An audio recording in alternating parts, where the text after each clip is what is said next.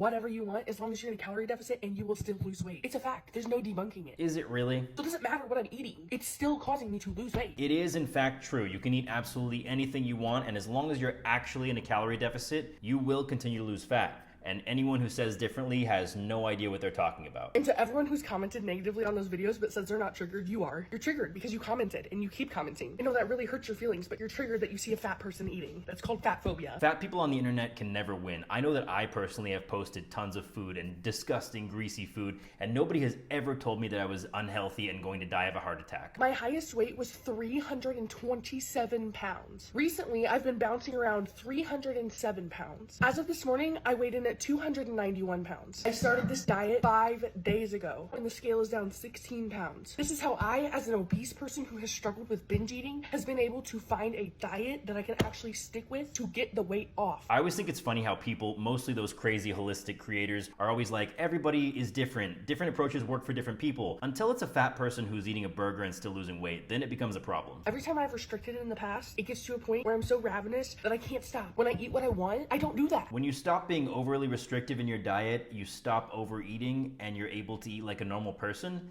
Shocking. It's almost like a fat person is taking our advice and actually making some progress, so what are we creating problems about? It is still better than what I could be eating. I never said it was healthy. I never said you had to do it. I never even said you had to watch. I'm doing what works best for me. It kills me the way that people shame me for being fat, but also shame me for the way that I'm losing weight. Do you want me to be fat, or do you want me to lose the weight? Again, a fat person doing a mukbang on the internet, bad. A fat person trying to lose fat on the internet, they're doing it wrong. What do you guys want? Anyway, I'd much rather be fat and losing weight than fat and pretending like it's my hormones. I don't know. She's doing a great job and actually losing weight, which means that she's actually in a calorie deficit, and that's all that matters.